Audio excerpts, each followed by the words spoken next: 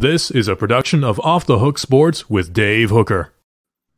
Here's my guy. It is Cooper Mays, and it is brought to you by City Heating and Cooling, and they are absolutely the best when it comes to quality, when it comes to dependability, when it comes to value. I'm just going to go ahead and tell you that a lot of people that do a lot of the other services you may need around your house are not doing a great job on your HVAC unit. So you need to go to City Heating and Air Conditioning and get the quality done right, because you don't want to replace another unit in 3 years. And that's almost as expensive as gasoline now. But now a new unit can be 10 grand or more. And the great part about City's size, too, is the supply chain issues do not affect them. They have what you need now. So Cooper Mays joins us on the Ball Report, brought to you by City Heating and Air Conditioning. And Cooper, let's get right to it here. You guys are reporting back.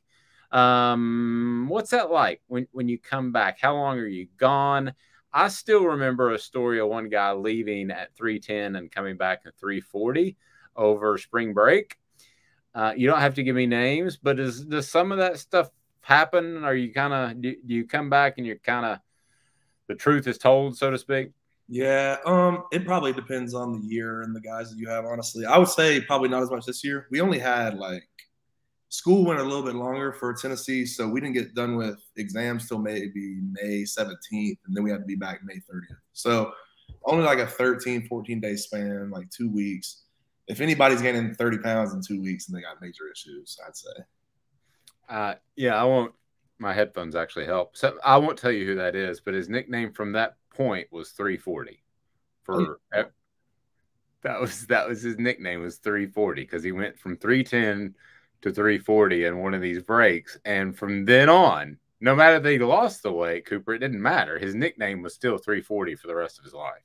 No, good nickname is always going to stick, no doubt. So, what do you do in terms of, because I know on one case you want your body to heal and rest in your joints and that sort of thing, but before you come back and report and you've got a little time off, how do you treat your body?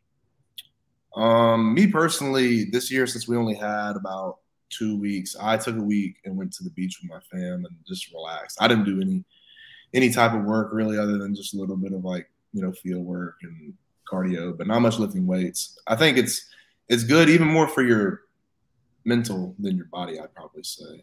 I think giving yourself a good little, week break from any type of duty will always let you come back refreshed and kind of get you to another level of work in the time that you come back, I think. You're an athlete all around. Did you ever play baseball? Yes. Yeah, I was pretty good at it. Really? What position? Third base. Okay. Well, you're officially my I think you got a message there. You're officially my Tennessee baseball analyst. So the Diamond Vols advanced to the Super Regionals. What do you think of this baseball team? It's insane how good they are. Yeah, no, I think that a lot of people hate us, but I can probably see why if it wasn't us. But I would say it's good for the game of college baseball, honestly. I mean, I haven't seen this type of viewership from our fans up until about this year and probably a little bit last year, but I think it's good for the sport. I think everything that they're doing right now is bringing more viewership and a new interesting layer to the game. I would say if you ask the general, fan of sports, they would probably say baseball is kind of boring. I think if you watch our team, I watch about every game. I would say if you watch our team, it would be a good time and exciting to watch at least. Well, it's funny you mentioned that. My son is the same way. He's like, this is a lot faster than the baseball games used to take me to in Atlanta, because it moves faster than Major League Baseball. One thing that has moved fast on the internet is Jordan Becks' one finger salute as he rounded second. He decided it was a good time to give everybody the point to the sky, and I'm just curious. Your thoughts when you saw that. That's not something you usually see out of any sport, much less baseball, which is usually more subdued. Yeah, I watched the game last night and I didn't even see it. I thought he was just throwing me too. I didn't know what he was doing. My dad ended up texting me the clip earlier today, and I was just like, all you can say is you got to love the passion. Like I said, I think they make the game a lot more interesting, and I think stuff like that is part of, the stuff that makes baseball funner to watch currently. Yeah, but could you imagine doing something like that? Because I'm sure you can get away with stuff in a pile, but he is in the middle of the field. There is no way to get away from that. Could you imagine doing something like that? Yeah, I don't know if it would go, will go through my mind. I don't know if it would, go through all the way to my middle finger. I don't think, but I think, yeah, I don't know. I don't think I would end up actually doing that. I think it's, a little bit ballsy. I like it though. I think that's what makes Tennessee baseball what it is now. I agree. I'm all on board. I like the bat flipping. I like every bit about it. The good thing is it's from the top down, right? So you got this fiery coach, and then he's got fiery players lined up right behind him to, second whatever he's doing. So if you got everybody on the same page, it's hard to be stopped. I think it's awesome. So you got a class with Jordan Beck you were telling me about. What's he like when he's not shooting a bird to somebody?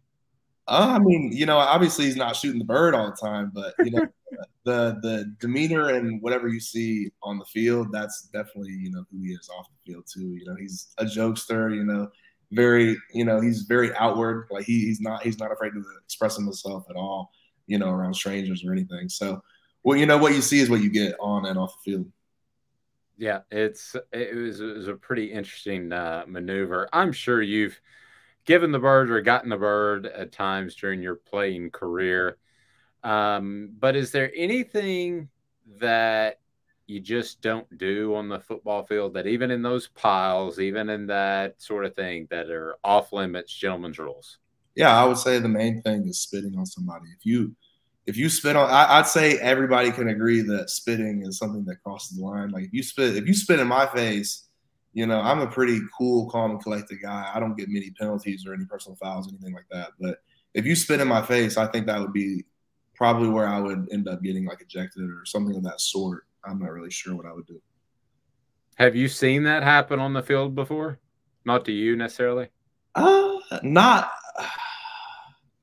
I've been on the field when it's taking place, but I didn't see it with my own eyes. But we went back to the sideline and they told me about it.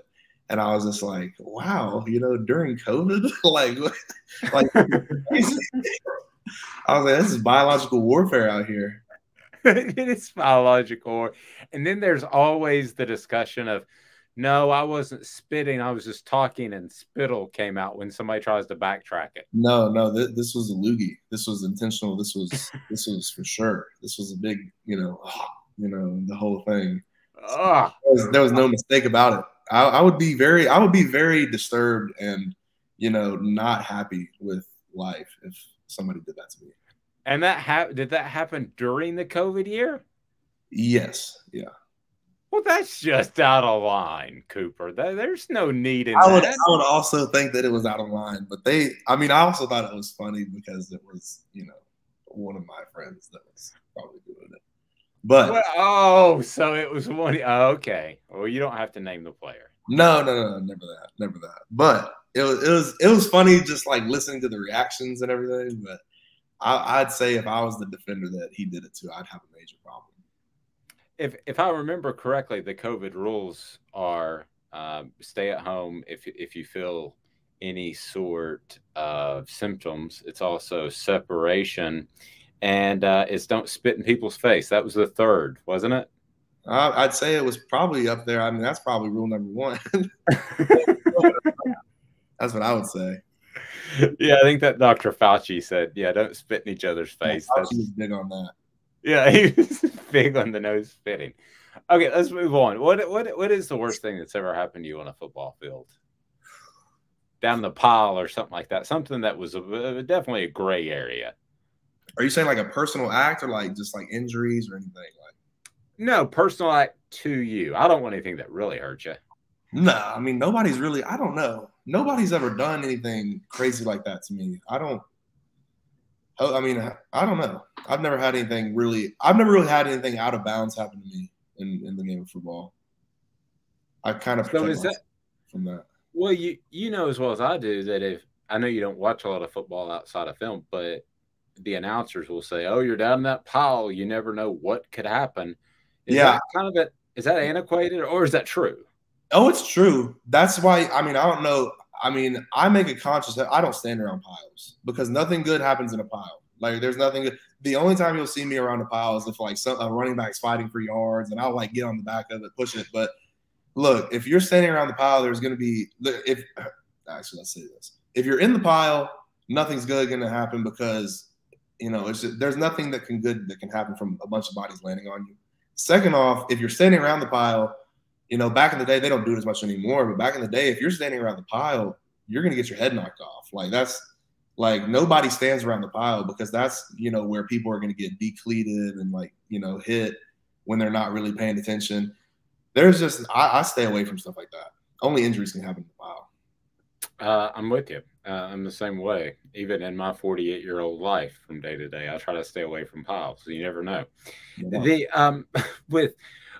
With the pile rule and other sorts of things, I mean, what are some of the unspoken about rules that go on in the football field and that sort of thing, just as far as how you carry yourself and when you get on the field versus an opponent? Yeah, I mean, there's definitely there's just some lines that are not crossed. Like, I would say, honestly, the biggest rule, like I already said, was spitting on people. Nobody crosses that line. Doing anything like to injure somebody, like after a play, like maybe in the pile, like, you know, torquing somebody's finger or something like that, that's no go. Racial slurs, like that does not fly, like in football at all. Like that does not fly. So I'd say those are probably the biggest ones. There's not many rules like that, at least that people will follow, unless it's like really out of bounds. You know what I mean? You probably, yeah, I do. You probably know a guy named Albert Haynesworth. He lost it at one point in an NFL game, and you probably recall that, raked his cleats against a guy's face. And I spoke to him years after that, and he said, you know, it was hard for me because I saw red when I played football. I had to get in that mindset to be the most dominant player that I could be. What is your mentality like? Do you have to be mad? Do you have to be angry, or is it more controlled? No, I don't get very angry. I mean, it's not like really who I am. I play with a nasty disposition, but it's never about me having to like hype myself up or like get me into a zone where I have to like do something. I've never been like that. I just like competing, and I like doing good stuff on the field. Like I like putting good stuff on tape. So I'm gonna be locked into what I'm doing every play, and I just play the same type of way every day. You can have me on a day where, you know, I maybe don't have the best mental state, and then you can have me on a day when I'm on 10, and you'll probably get the same exact results out of me. So I just pride myself on being consistent. How many times do you go against a player who you think kind of crosses the line or at least toes it? Once a game, once a month, once a season? It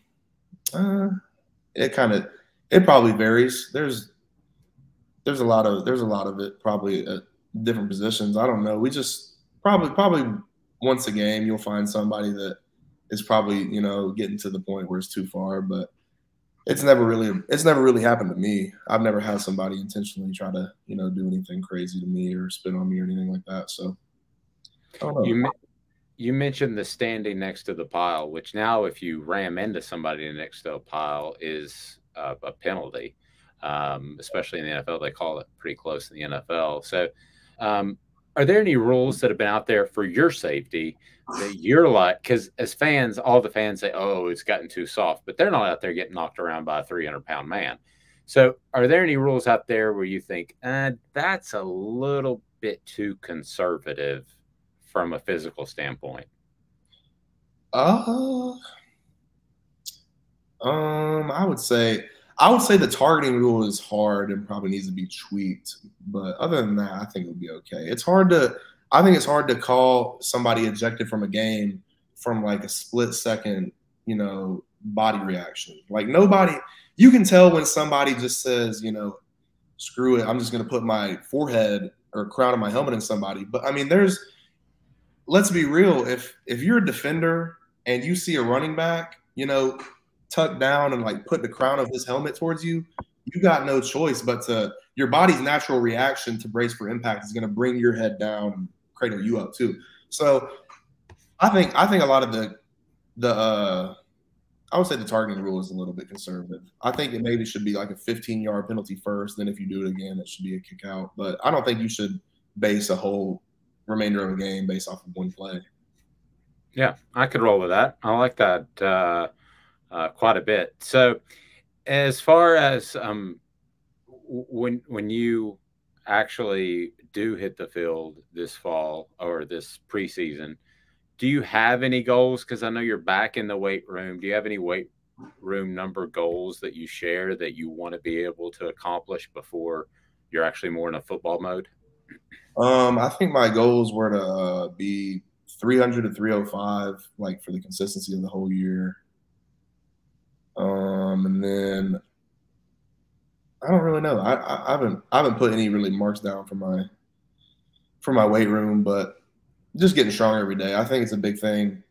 You can't waste a day, going up who we're going against. So just going in there every day and getting the most out of what I'm doing.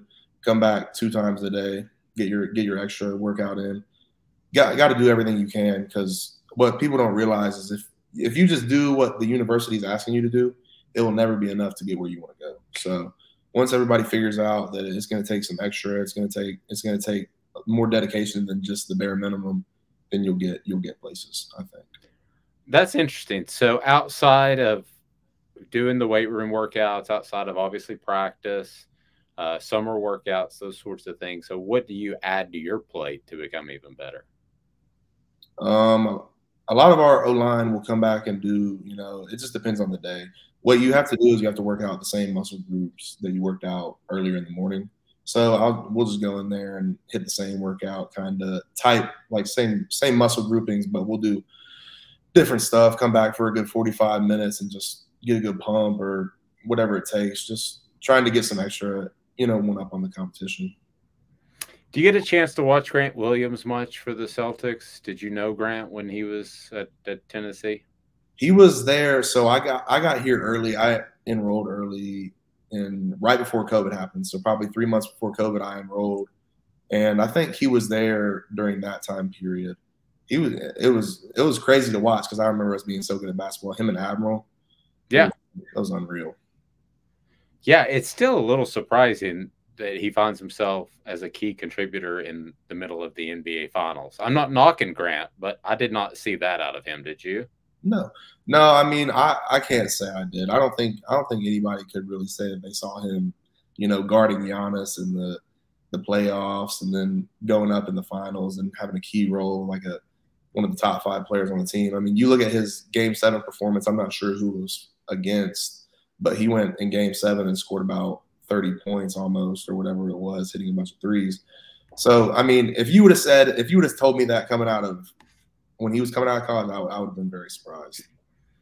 Yeah, me as well. So our conversation, the Vol Report, brought to you by our friends at City Heating and Cooling.